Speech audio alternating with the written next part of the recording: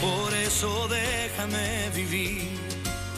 Yo elegiré la manera.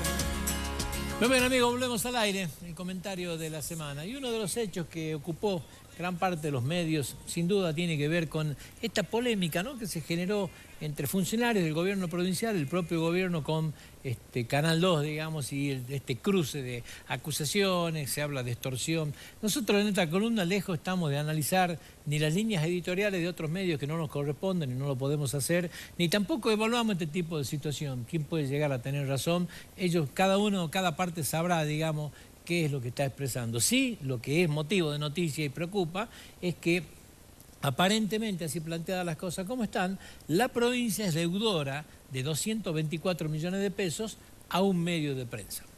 Esto creo que es la noticia fuerte y lo que de alguna manera en esta columna queremos analizar. De acuerdo a las expresiones del propio fiscal de Estado, la semana pasada habíamos hablado en un editorial de radio de esto, que no entendíamos por qué era la acusación y dónde aparecía Canal 2 de televisión, dónde aparecía en esto. Porque en el expediente no está Canal 2. Y menos está Eduardo Camuso, quien dice ser el titular de Canal 2. La realidad es que apareció en la conferencia de prensa el fiscal de Estado y lo pone en escena Eduardo Camuso como la persona que lleva adelante la negociación para intentar cobrar estos 224 millones de pesos. Tampoco se sabe de dónde surgen los 224 millones de pesos, ya que el expediente judicial no tiene esta cifra. El expediente, la última cifra que tiene, es una cifra cercana a los 14 millones de pesos que está evaluada en el año 2006 de acuerdo a una presentación hecha por el titular del crédito, que es Samal SRL, pero lejos estamos de poder decir los 224, salvo las expresiones, reitero, expresiones periodísticas dadas por algunos medios y expresiones dadas por algunos funcionarios. ¿Cómo se origina el crédito?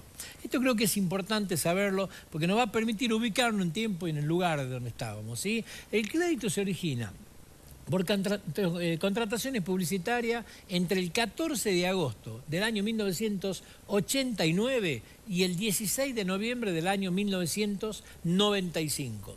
La pretensión de cobranza son por facturas impagas de esta época y por diferencia de algunas facturas que están cobradas, pero están cobradas en lo que entiende el acreedor con posterioridad a la fecha de vencimiento de pago, por lo tanto, demanda posibles intereses de esta factura. Estos son los conceptos que están acá. Ubiquémonos qué pasaba entre el 14 de agosto del 89 y el 16 de noviembre de 1995. 6 gobernadores en la provincia de Jujuy. Estuvo el gobernador Ricardo de Aparici, fue destituido, asumió el vicegobernador Eduardo Huáscar Alderete. Cuando terminó el mandato ganó las elecciones Roberto Rubén Domínguez. Al poco tiempo renunció Roberto Rubén Domínguez y asumió José Carlos Ficoseco, quien era el vicegobernador de esa época. Luego terminó destituyéndolo a José Carlos Ficoseco la legislatura y lo nombra a Agustín Perazzi como gobernador, que completa el mandato y termina ganando las elecciones en octubre y asumiendo el 10 de diciembre del 95 Guillermo Eugenio Snope. 6 gobernadores en 6 años, para que nos demos una idea lo que vivía Jujuy en una época de convulsión social. En ese marco, claro, hubo fuertes contrataciones publicitarias.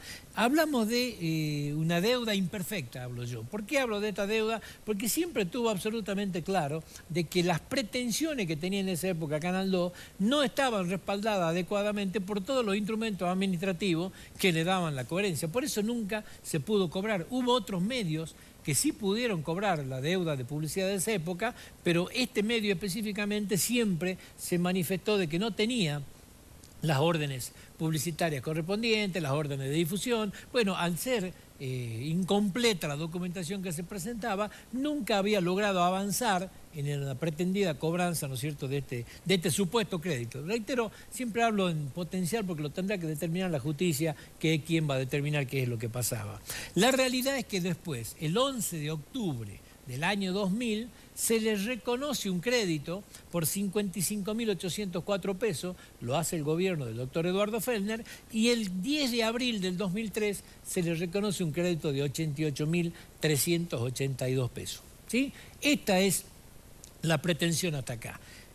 ¿Qué circuito tiene esta deuda? Creo que es importante saberlo porque acá es donde se abren todas las conjeturas y donde uno no termina de entender de qué manera se produce esto. Circuito Cerrado Jujuy, Sociedad Anónima, era la empresa que tenía la titularidad de este crédito, era la empresa que prestaba el servicio en esa época. Le cedió, evidentemente se transformó en Telenor, cedió a Telenor, digamos, este crédito.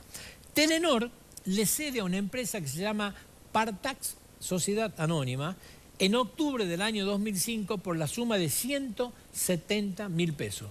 Acordémonos y anotemos bien los valores. Octubre del 2005, 170.000 pesos. Hablamos de un dólar de 3 pesos para que nos ubicamos dónde estamos hablando, ¿sí? ¿Quién es Partax SRL? Ya le voy a explicar quién es, ya le voy a contar quién es. Le cede a una empresa que se llama Samal SRL. ¿Cuándo se lo cede? Se lo cede 6 meses después. ¿En qué valor? En 10.389 dólares, que es el equivalente de 32.000 pesos, tomando un dólar de 3,08. Pero esto no es una ecuación que la hago yo, esta es la ecuación que está en la escritura pública, que está dentro del expediente. O sea, acá estamos hablando de valores absolutamente reales. ¿Cuándo se hace eso? En marzo del 2006. En una palabra, Partax, Sociedad Anónima, compra un crédito a título oneroso en 170.000 pesos, en octubre del 2005.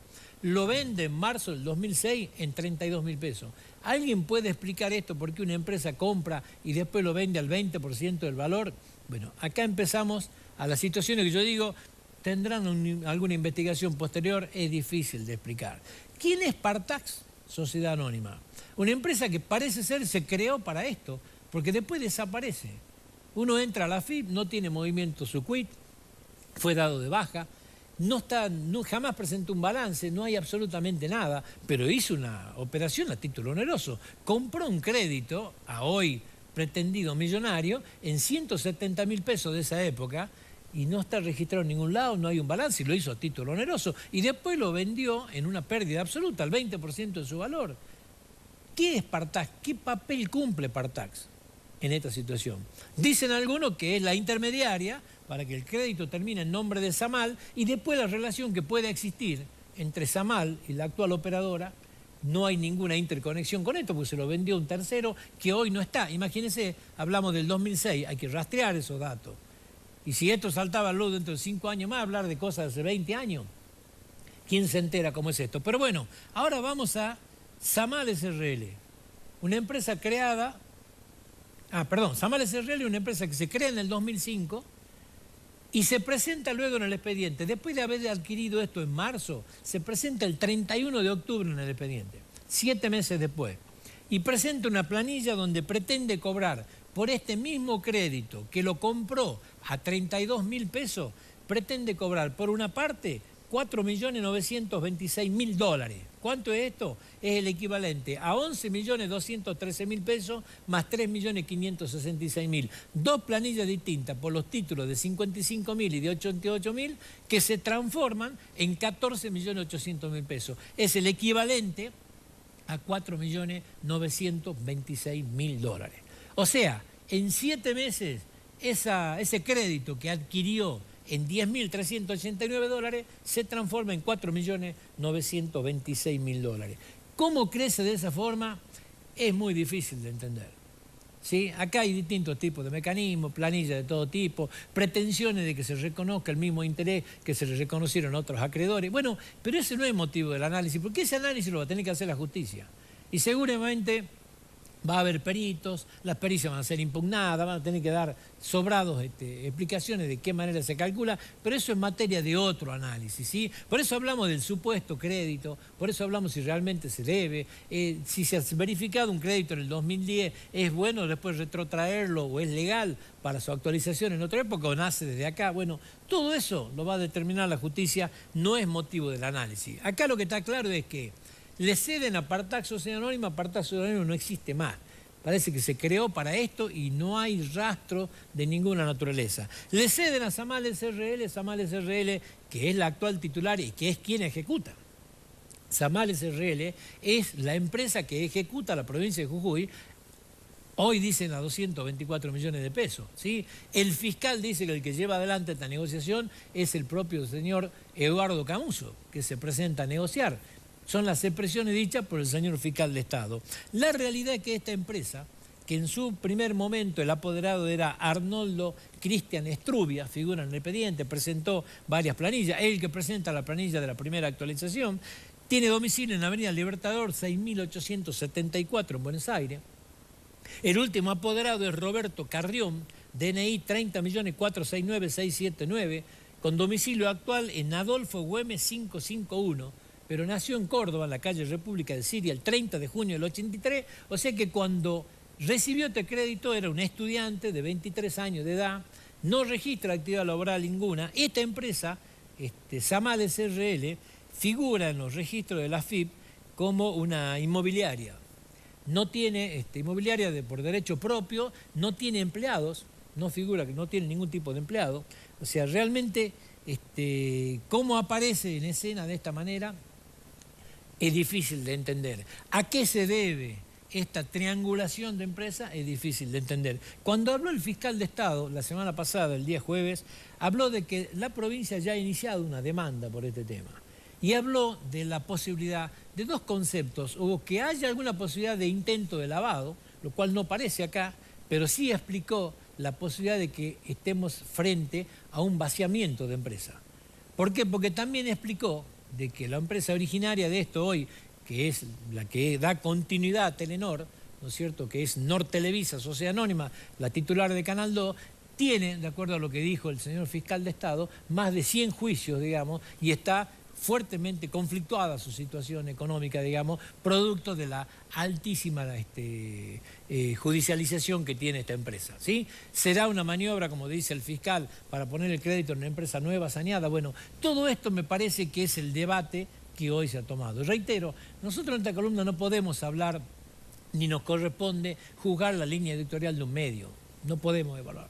Cada uno sabrá por qué declara lo que declara. Sí está claro que lo que nos interesa, en esta columna le interesa, es que la provincia puede terminar siendo embargada por una suma de 224 millones de pesos, y esto sí creo que es el motivo de investigación. ¿Qué derivación va a tener este tema? La verdad, cuesta mucho explicarlo, porque cuesta mucho entender los actores que están. Cuesta mucho entender por qué un crédito que nace de esta manera tiene que pasar por 3 lugares distintos, por qué las empresas cambian tanto de denominación, de domicilio. Bueno, todo esto cuesta entender y seguramente va a ser motivo de análisis en la justicia, tanto en la cantidad de la deuda como en la legalidad de la misma y cómo actuaron cada uno de los actores en esto. Lo otro forma parte de un debate más mediático que otra cosa y me parece que no corresponde al análisis de esta columna. Fiesta Nacional de los Estudiantes.